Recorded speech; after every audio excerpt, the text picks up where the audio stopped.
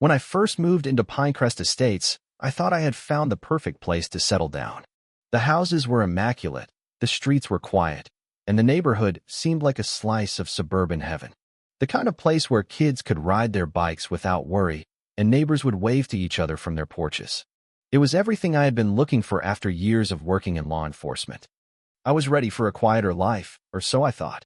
But it didn't take long for me to realize that beneath the surface of this picturesque community lurked something far more sinister. The so-called Homeowners Association, HOA, wasn't just a group of busybodies enforcing lawn maintenance rules. No, this was something else entirely.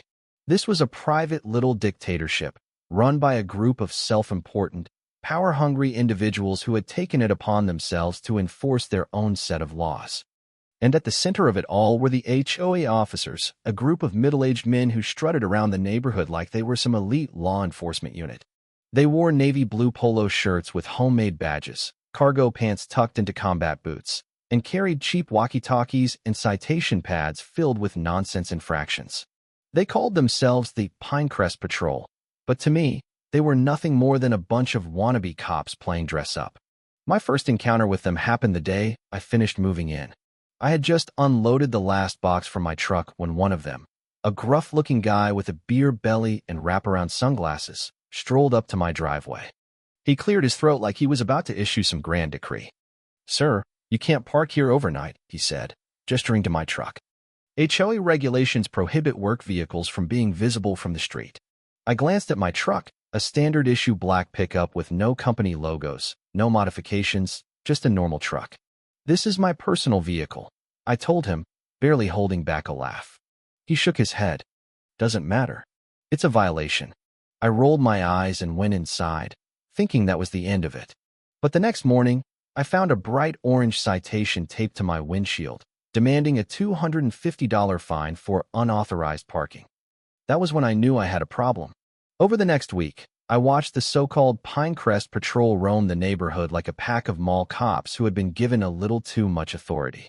They harassed people over the length of their grass, fined an elderly couple for having a bird feeder in their yard, and even reprimanded a teenager for riding his skateboard on the sidewalk.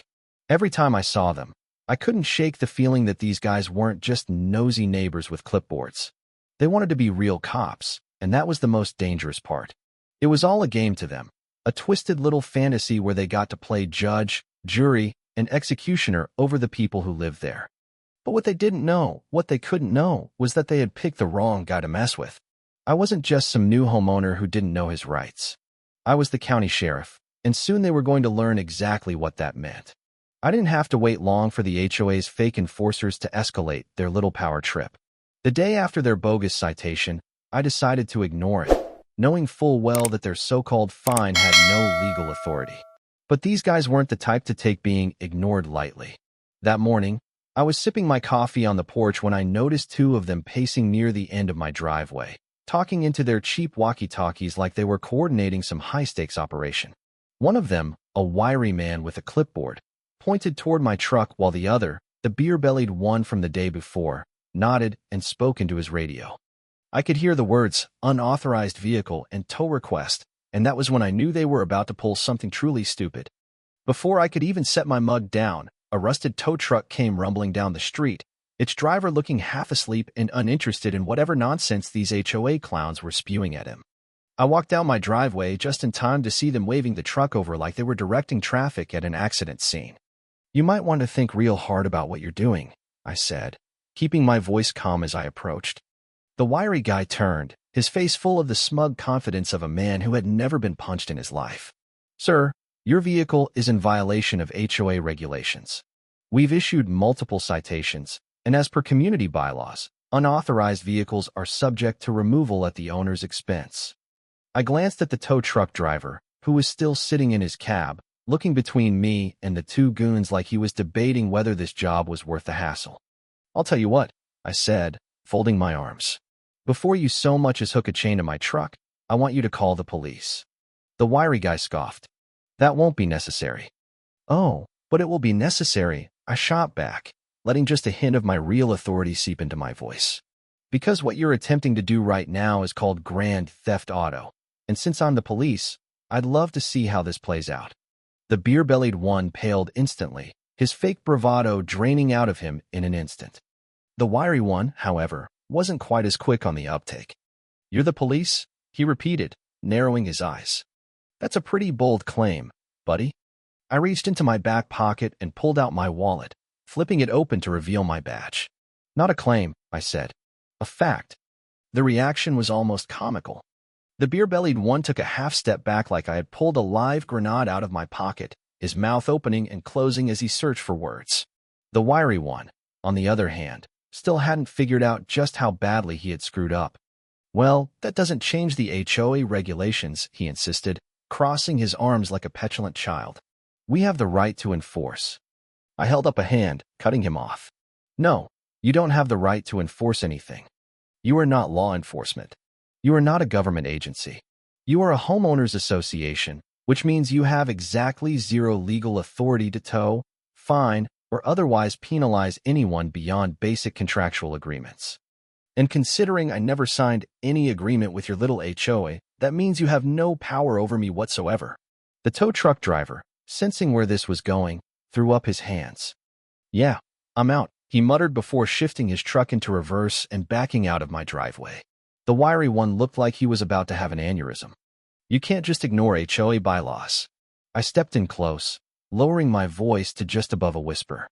"And you can't impersonate a law enforcement officer, which is exactly what you and your little pretend cops are doing every time you go around this neighborhood throwing out fake citations and making threats. And if you ever step foot on my property again, I will have you arrested for trespassing, harassment, and attempted grand theft auto." That was the moment it finally sank in. The wiry one swallowed hard, his atoms apple bobbing. "This isn't over," he muttered, but his voice lacked the conviction it had before. "Oh, I know it's not," I said, watching as they hurried away, their little fantasy of power shattered. I knew guys like them. The kind who didn't take humiliation lightly. The kind who always doubled down when backed into a corner. They had made a mistake coming after me once. I had a feeling they were about to make an even bigger one. I didn't have to wait long for the fake HOA cops to try something even dumber. After the failed attempt to tow my truck, they must have realized that their usual intimidation tactics weren't going to work on me. But instead of backing off, they decided to go all in. And that's how I found myself face to face with the most absurd situation in my life. A group of middle-aged suburbanites trying to place me, the actual county sheriff, under arrest. It happened during one of their so-called HOA community meetings, which was basically just an excuse for them to flex their fake authority in front of the neighborhood. I had no intention of attending, but after the truck incident, my curiosity got the better of me. If these guys were bold enough to try to steal my vehicle in broad daylight, I wanted to see just how deep their delusions ran. So, I showed up. The meeting was held in the community clubhouse, a decently sized building meant for social events but now transformed into what looked like a makeshift military briefing. The HOA board sat at the front behind a long folding table, while the so-called officers stood off to the side, arms crossed like security detail. I took a seat in the back, blending in with the other homeowners who looked equal parts bored and irritated. The president of the HOA, a wiry little man named Gregory Holt, stood up and cleared his throat. "We have some serious matters to discuss tonight," he began, his voice carrying the practiced authority of a man who had been waiting his whole life to feel important. "As many of you know, there's been an ongoing issue with certain residents who refuse to comply with our community standards." His eyes flicked to me for just a fraction of a second, but I caught it. "These individuals have ignored fines, disrespected our officers, and even interfered with enforcement actions," Holt continued, puffing himself up like a peacock. "And because of these continued violations, the HOA has been left with no choice but to take further action to protect the integrity of this community." He nodded toward the fake officers, and I watched as two of them stepped forward, Beer Belly and Clipboard Guy. "We are hereby placing resident John Carter under citizen's arrest for repeated violations of community standards, obstruction of HOA enforcement, and aggressive behavior toward officers," Clipboard Guy declared, pulling a pair of plastic zip-tie cuffs from his pocket. I almost laughed out loud. Almost. Instead, I stared at them in stunned disbelief, half expecting someone to jump out and tell me this was all an elaborate prank. But these guys were serious. Dead serious. Clipboard Guy stepped toward me, holding up the zip ties like he was about to slap them on my wrists.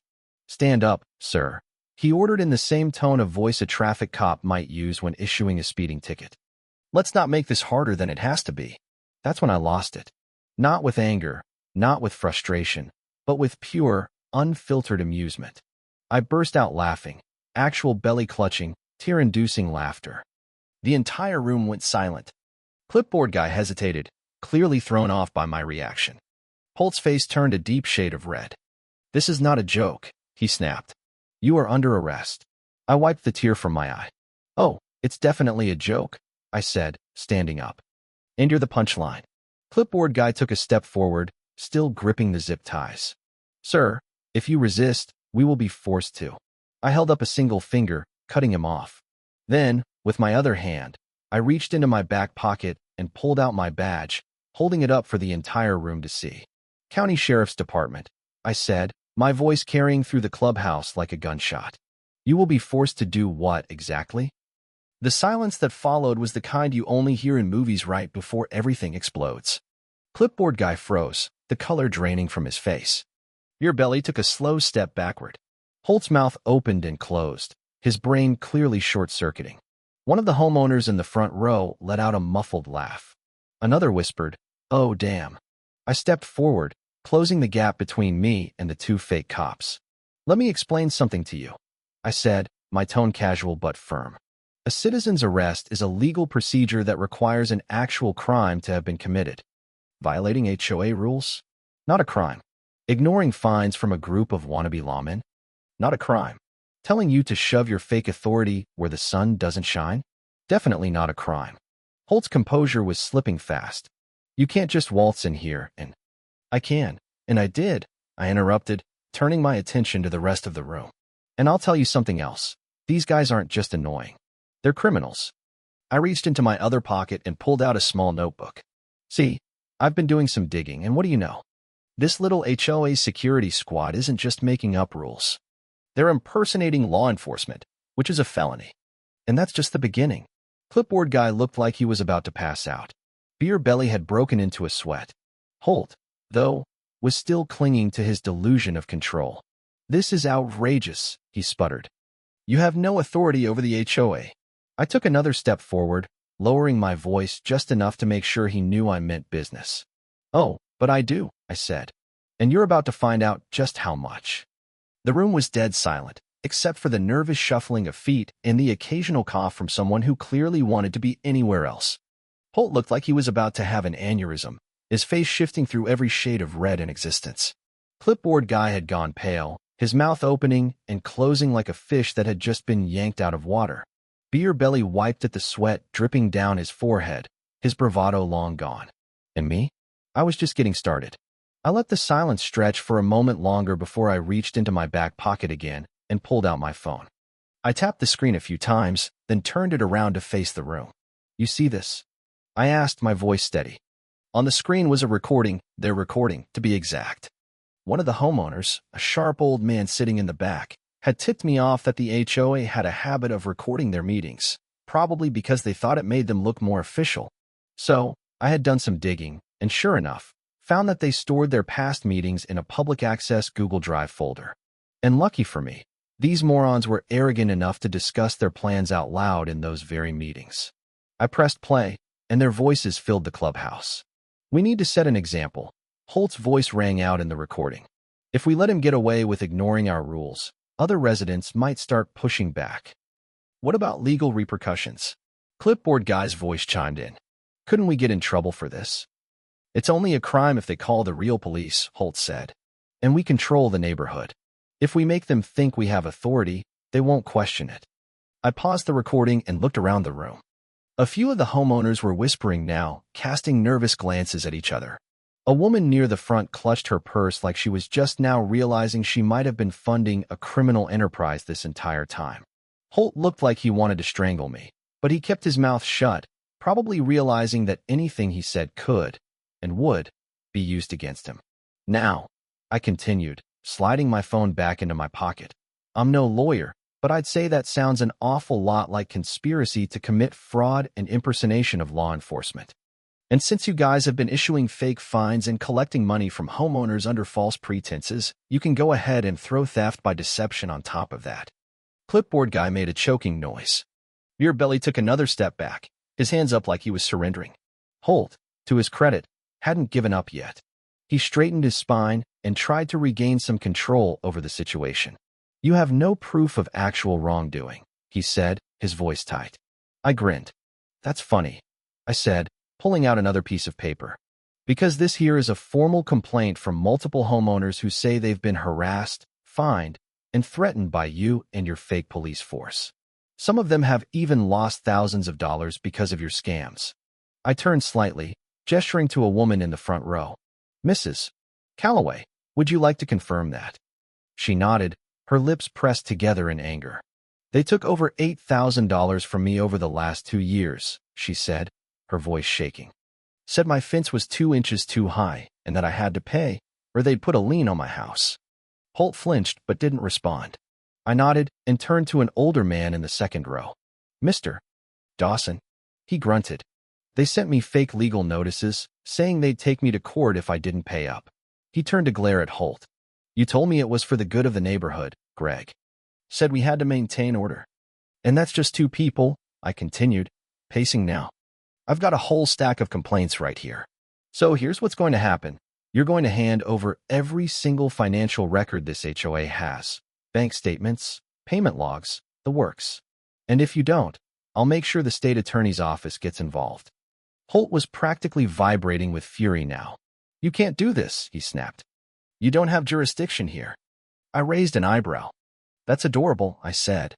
Because not only do I have jurisdiction, but I've already taken the liberty of calling in some backup. Right on cue, the front doors of the clubhouse swung open, and 3 uniformed sheriff's deputies walked in, their expressions unreadable. The room collectively inhaled. Holt took a step back. Clipboard guy swallowed hard. Beer Belly looked like he was about to pass out. I turned back to Holt and smiled. Greg, I said, I'd like you to meet some real law enforcement officers. They're here to make sure everything goes nice and smooth from here on out. The walls of their little empire were crumbling fast, and I wasn't going to stop until there was nothing left. Holt had no more cards to play. The moment the real deputies stepped into the room, whatever delusions of control he had left evaporated. Clipboard guy and Beer Belly looked like they wanted to sink into the floor. The homeowners, who had been sitting quietly just moments ago, started murmuring among themselves. Some were whispering in disbelief, others in outrage. The dam had broken, and the flood of truth was coming, whether Holt liked it or not. One of my deputies, a no-nonsense officer named Ramirez, stepped forward, resting a hand on her belt. We've received a report of criminal activity being conducted under the guise of an HOA enforcement group, she said, her eyes sweeping the room.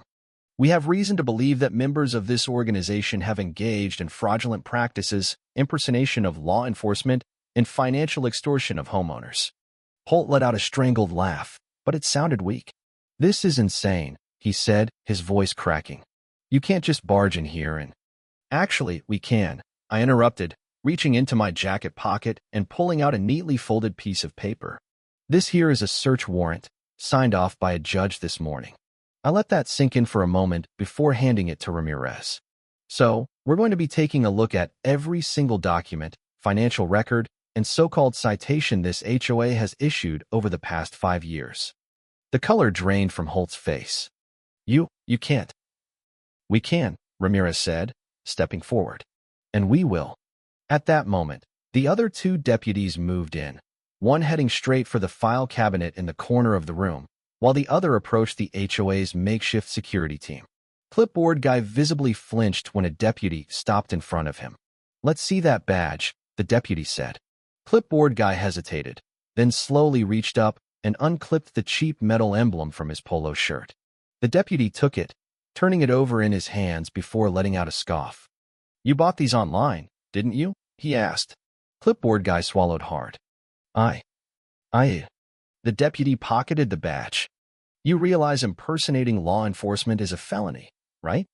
Beer Belly let out a noise that sounded somewhere between a cough and a whimper. We didn't impersonate. Oh, really? I asked, pulling out my phone again. Because I've got video evidence of you threatening homeowners using police-style jargon and attempting to arrest me with plastic zip ties. The deputy turned to Beer Belly. "Put your hands where I can see them." His face twisted with panic. "Wait. Hands. Now." With a defeated groan, he slowly raised his hands. The deputy spun him around, yanking his arms behind his back and slapping on a pair of real handcuffs. Clipboard Guy was next, offering no resistance as his wrists were cuffed. The room erupted into hushed whispers, some people pulling out their phones to record. Holt watched his two goons get hauled off and took a staggering step backward. "This isn't happening," he muttered. "This can't be happening." I walked up to him, arms crossed. "Oh, it's happening, Greg," I said, my voice cool. "And guess what? You're next." His head snapped up, eyes wild with disbelief. "You have no proof of—" "Oh, I have plenty of proof," I cut in. "The financial records we're about to seize? Those are going to tell us just how much money you extorted from this community. And judging by what I've already seen, I'm betting it's a lot." Holt's mouth opened, but no words came out. His mind was racing, searching for an escape route that didn't exist. "You want to know the best part?" I continued, leaning in slightly. "The fines you issued, the liens you threatened, the bogus citations, none of it was legally binding. Which means every single person in this neighborhood you conned into paying you. They can sue you. And trust me, they will." A man in the front row stood up, folding his arms. "Damn right we will." A woman near the back nodded. "You stole thousands from me, Greg. You're going to pay for this." More voices joined in, the quiet discontent shifting into full-blown fury. Holt's face crumpled, his last shred of defiance slipping away. He didn't resist when Ramirez pulled out her cuffs and snapped them around his wrists. "Gregory Holt," she said, "you are under arrest for fraud, embezzlement, and conspiracy to commit financial crimes." The room burst into a mixture of applause and shouting. Holt, his face now ghostly pale, was led out the door, his head hanging low. The deputies finished confiscating documents, loading up boxes of files and computers. By the time the dust settled, the HOA's so-called leadership had been entirely dismantled. The fake officers were facing felony charges. Holt was looking at serious jail time, and the neighborhood was finally free. But I wasn't done yet. There was one last thing I needed to do to make sure this mess never happened again. With Holt and his fake cops hauled off in the back of squad cars, you'd think that would be the end of it. But I wasn't about to leave this neighborhood in the rubble of their corruption. No, I wanted to make sure that every single person affected by the scam got justice. And more importantly, I wanted to make damn sure that nothing like this ever happened here again. Because here's the thing about HOA scams. If you don't burn them down to the foundation, someone else will just crawl in and pick up where the last crook left off. So, I went to work. Over the next few weeks, the investigation into Holt's finances blew wide open. It turned out Holt and his goons weren't just pocketing homeowners' money, they were laundering it. The so-called maintenance fees that residents had been forced to pay? Yeah, none of that ever went to actual neighborhood upkeep. Instead, it went straight into offshore accounts, personal vacations, and, get this, Holt's private security fund. The idiot had actually been using HOA money to pay his fake officers under the table. This wasn't just some neighborhood scam. This was organized crime. The court hearings were brutal. Homeowners lined up to testify, recounting years of harassment, fraudulent fines, and threats. The state attorney slapped Holt with a laundry list of charges: wire fraud, money laundering, embezzlement, and impersonation of law enforcement. Clipboard Guy and Beer Belly weren't spared either. Turns out, they'd been actively involved in the scam, helping Holt forge legal documents and fake citations. Each of them was facing prison time. And when it became clear that there was no easy way out, they started turning on each other. Clipboard Guy tried to claim he was just following orders. Beer Belly blamed everything on Holt, saying he was pressured into it. Holt, true to form, threw everyone under the bus, claiming he was only doing what was best for the community. The judge wasn't buying a word of it. Holt was sentenced to 15 years in federal prison. Clipboard Guy and Beer Belly each got 10 years. The court ordered that all embezzled funds be repaid to the homeowners. Between civil lawsuits and asset seizures, Holt lost everything: his house, his cars, his savings. Gone. His family, ashamed and humiliated, left town. The HOA itself was dissolved permanently by court order. That meant every bogus rule, every fake fine, Every idiotic regulation these clowns had put in place was completely erased. No more unnecessary fees. No more ridiculous vehicle bans. No more fake cops harassing people over their mailboxes. But I wasn't done. The homeowners who had been scammed deserved more than just their money back. They deserved to have their lives back. So, I worked with local officials to ensure that a new homeowners committee was formed, one without any power-hungry HOA dictators trying to run it like their own personal empire. Instead of some bloated, unnecessary HOA, the neighborhood elected a resident-led community board, one that actually served the people instead of exploiting them. And let me tell you, it was a thing of beauty. The first thing they did? Hold a block party in the very same clubhouse where Holt had once tried to have me arrested. People brought food. Kids ran around without fear of being fined for unsupervised play. And for the first time in years, this neighborhood actually felt like a community. And me? Well, I got a hell of a lot of thank you notes and more than a few beers sent my way at the local bar. But the real reward? Watching the look on Holt's face the last time I saw him in court, just before they took him away. He went from being the king of his little empire to just another crook in an orange jumpsuit, powerless and forgotten. So, if there's a lesson in all of this, it's simple. Power-hungry wannabe cops are dangerous idiots. HOAs can be absolute scams. And if you're going to try and arrest someone, make sure they're not the actual sheriff. The neighborhood of Pinecrest Estates had been through hell, but it emerged stronger on the other side. The residents, once divided by fear and intimidation, came together to rebuild their community. The new resident-led board focused on transparency, fairness, and genuine care for the neighborhood. As for me, I returned to my duties as county sheriff, but I kept a close eye on Pinecrest. I wasn't about to let another group of power-hungry individuals take advantage of good people. The scars of the past would take time to heal, but the neighborhood was on the right path. And every now and then, when I drove through Pinecrest and saw kids playing in the streets or neighbors chatting on their porches, I couldn't help but smile. Justice had been served, and the community had found its way back to what it was always meant to be, a place where people could live in peace, free from the tyranny of fake cops and corrupt HOAs. Thank you for taking the time to listen to today's story on Store of Good Stories. If this story touched your heart or made you think, don't forget to hit like and share the video to spread this positive message to more people. And if this is your first time here, make sure to subscribe and turn on the notification bell so you won't miss any of the meaningful stories we share every week. Your support is the biggest motivation for Store of Good Stories to keep bringing heartfelt and valuable stories to you. See you in the next video.